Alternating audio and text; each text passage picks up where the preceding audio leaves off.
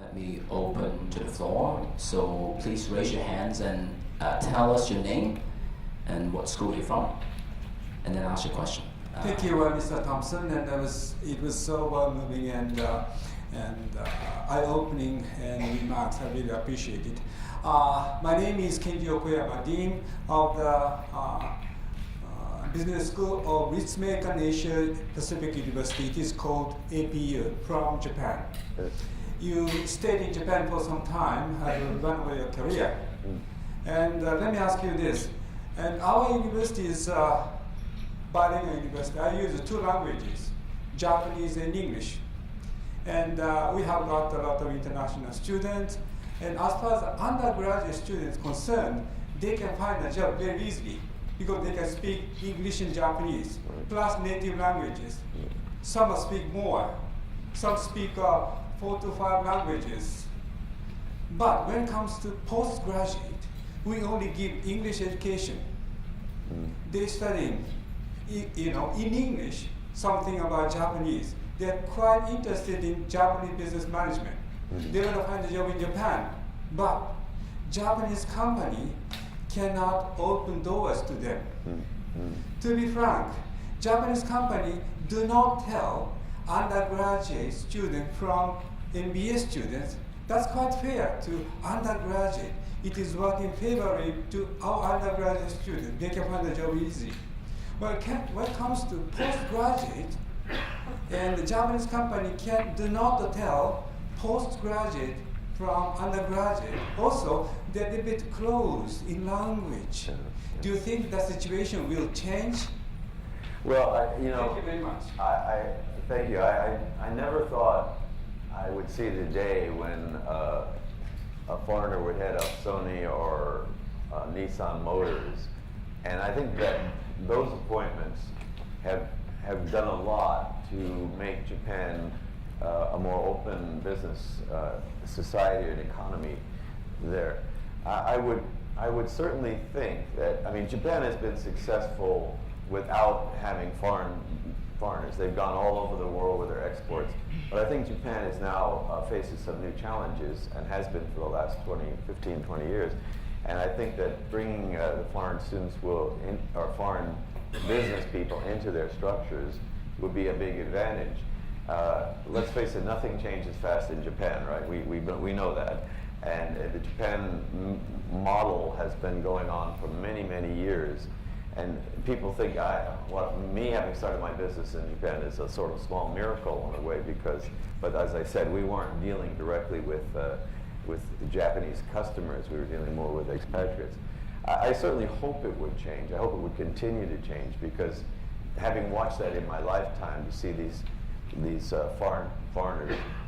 On the other hand, you had another, was it Olympus, where the Olympus camera or something where the foreigner actually turned against and I think that actually set a bad tone as the distrusting of foreigners in the management of Japanese companies. Personally, I think it is a huge benefit, and in fact, in Japanese companies' overseas branches, obviously they do have foreign managers in the United States and Europe and that sort of thing. Whether those people can make it to the top in the Japanese head office structure is another question, probably going to be almost impossible. But I think it's just going to slowly evolve, and I think the Japanese, also the shortage of people and all that sort of thing, I think the Japanese corporate structure will gradually take in more foreign management, even at a lower level if necessary. I would certainly hope so. Mr. Thompson, thank you very much. My name is Frankie from Prasetya Mulia Business Schools in Indonesia. Mr. Thompson, it is interesting to see, to hear your experience to develop a business in this part of the world, create jobs, and actually because of the entrepreneurial development here, then you actually also develop the economy of the area. For business schools, actually, how important it is do you see to incorporate the entrepreneurial concept and context in the business educations? And it is important to develop that. What is the best way or the effective way actually to give those spirits and understanding in developing more creative job as entrepreneurs? Thank you. Thank you. I mean, your country is obviously one of the more dynamic countries right now, and it's interesting if what's happened under the current president, and hopefully that will continue. That would be be great for Indonesia, because they're already considered one of the jewels. But to answer your question, yeah, I think it's essential to teach entrepreneurial activities in business schools. 30 years ago, I went to the Stanford Executive Program. I was already, of course, an entrepreneur at that point. And it was interesting because in the executive program, there are 180 students, the vast majority from big companies, managers from big companies. And I actually wondered, do I belong there?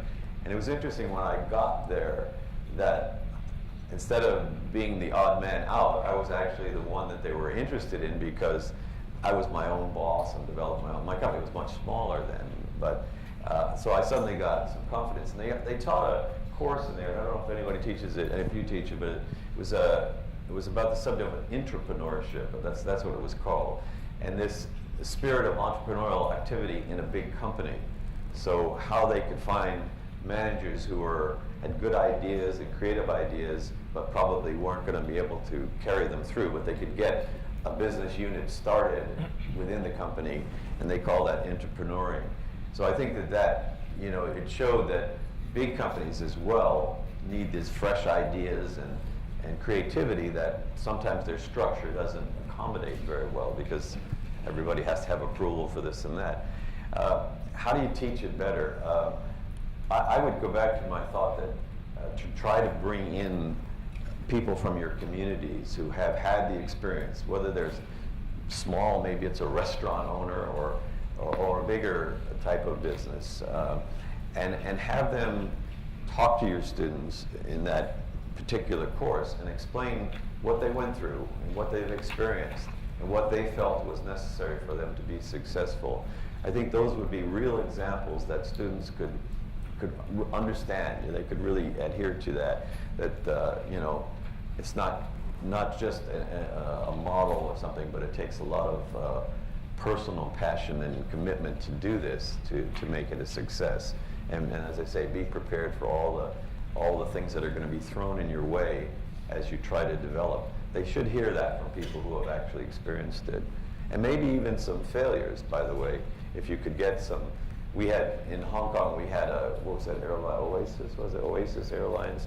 That was a great idea, and it was going up against the big guys, a budget airline, and it failed. And I know that not the owner, but the chief executive did give several lectures at universities explaining what went wrong. Those things will all help budding entrepreneurs understand the process and what it's going to take to succeed. To add to that, we at CHK, we have a center for entrepreneurship, so we actually use it to link up with the business community. And we organize case competitions for students. Our MBA program also works with the Science Park, which is next door. So like exactly what you said, we try to link up with the business communities and also invite speakers to talk about entrepreneurship, and also have students work on projects. I guess it's the experiential learning part. I think that's important for students as well. And for most of the professors that teach entrepreneurship, actually a lot of them are adjunct professors and professor of practice. So these are previous owners of PE funds, venture capital funds that come back and teach for us.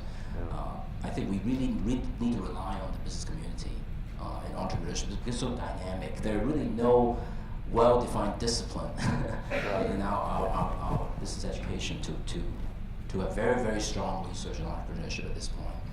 I'd just like to add a point that because Chinese University has a program where they send students overseas, and they get companies like our company sponsors them in Ireland or Australia, and I think the student pays his own way, her own way, but we provide a job for them over the summer. And I think that is a tremendous benefit for students, whether they be undergraduates or MBAs. We have a program, from my own university, the dean of the university is a man named David Steele, who was a former businessman from Chevron, and he convinced me to set up a program which we call the Global Internship Program. In fact, the summer students are here right now, they just arrived. And every winter and every summer, we pay the bills. We transfer students that the university selects because they have the right credentials, the qualifications.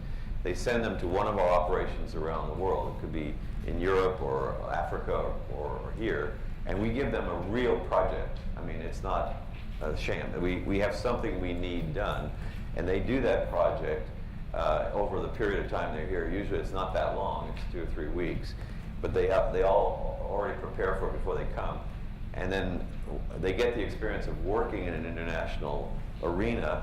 We get the benefit of the project, and the university is happy that they can offer this to their students. Something like that might be developed from someone in your area, if you could find the company who would sponsor something like that, and then it has the global connections. But I think those are huge benefits. Yeah, thank you, Dean Wong and Mr. Thompson. I'm Ray Zhang from University of Shanghai for Science and Technology. One of my concerns is that, as Mr. Thompson mentioned before, many of our students after their graduation, they just do not choose a job related to a major. Sometimes I feel frustrated, they choose some other jobs. Yeah. So do you have any comments on this topic? Well, as I said, you shouldn't look at that as a negative thing. That's not a negative. You've done your job. You've given them the education, and so they have the toolkit to go out there, and they have the education and brain power to go out there. I don't think it's a bad thing that I have students that I mentor from universities here that they're following the law because their parents wanted them to be a lawyer, but they don't want to be a lawyer. But that's what they're following. What their parents want.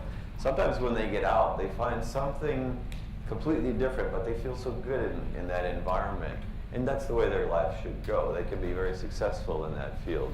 So I wouldn't feel bad about the fact that they differ from the major course of studies. And a lot of majors are broad. I mean, if you're in law or you're in medical or some other specific field, you might say, well, that's probably the way you should go. But if you're in a broader, my 2 children graduated with degrees in East Asian studies, and one went into a financial mergers and acquisitions business, which he had no particular skills. The other went into an air freight forward. I didn't hire them when they graduated, by the way. and I think that gives them a good look at something else that maybe it would be something they would love. So don't feel bad about that. Any other questions? Oh, one here. I myself, Dr. Maitri, International Management Institute, New Delhi, India. So my question is, for sustainable business, what role business schools can play? This is very important issue in coming years. So how business school curriculum should be, modified or reformed to focus on sustainable business? Well, I tell you, it's a big thing for us in terms of sustainability in environmental issues and every other thing. I think it should be part of the curriculum. I really do. And in my lifetime, I've never seen the traction that certain things like renewable energy issues have that they have now. They've been in and out. Even back in the 70s when the oil price went up, suddenly alternative energy was popular and then it just died off. But this time it seems to have traction. The technology is there to support a lot of those type of activities. So I'm finding that the students of today, and undergraduates and the graduates, are much more interested in their future, the future of the world, and that sort of thing. And I think there's going to be a lot of businesses that can offer that type of business. I mean, it could be a real business, or it could be a sort of a social enterprise type thing. And I think that's a really good thing for this earth of ours, to have people that are now going to take that as a serious career, rather than just somebody else is going to take care of the problem. So a business school would be a perfect platform to teach whatever courses you can in that, and how important it is to the world, and again, what's being done out there in terms of the technology that's available. It's a sad thing that some of the solar energy companies are going bankrupt without support, but that I would like to think that that's not a permanent thing, that the whole process is not going to go away. It's just going to have to find a better economic model to be successful. But I think it's the future. Yeah, just want to add that our business school works with the Hong Kong government to promote social enterprise. We have a social enterprise challenge, and also we work with an organization called SOW, So Asia. They promote social enterprise in Asia.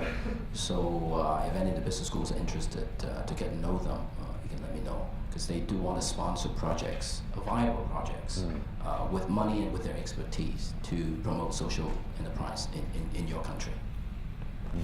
Perhaps one or two more questions? Okay, one. Okay. All right, let me give it to this gentleman first. And then we'll come back to that. Thank you very much for your conversation. My name is Chris Kelly from Deakin University in Melbourne, Australia. I just wanted to take you back to your opening remarks about the transferable skills of the MBA graduate.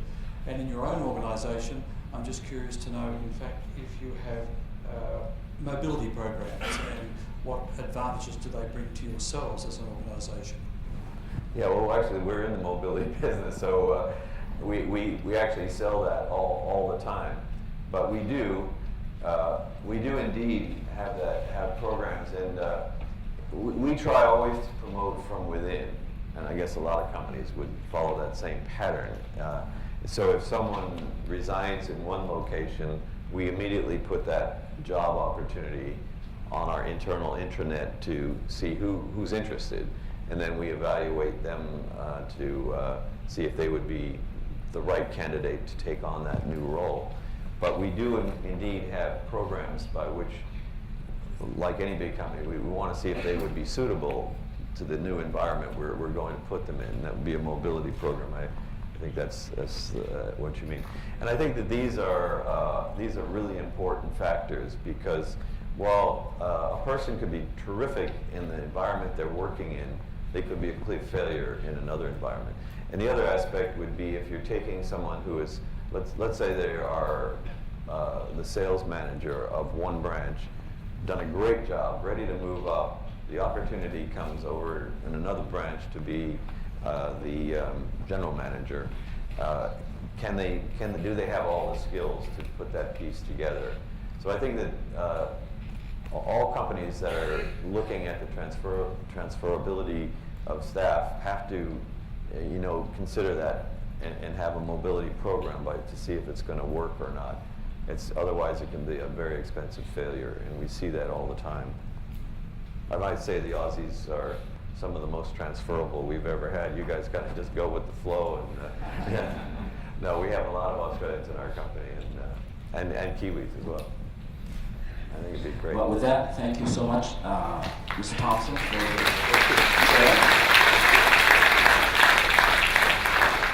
On behalf of AACSB, we have a gift Thank you for you.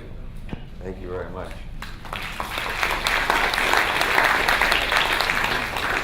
Thank you. And I know that a lot of you are from Asia, here in Asia Pacific, like maybe all of you, and that since this is going to be the most dynamic part of the world, and business is going to be the driver, you have to turn out a lot of great kids to make the business successful in this part of the world. So, congratulations. We have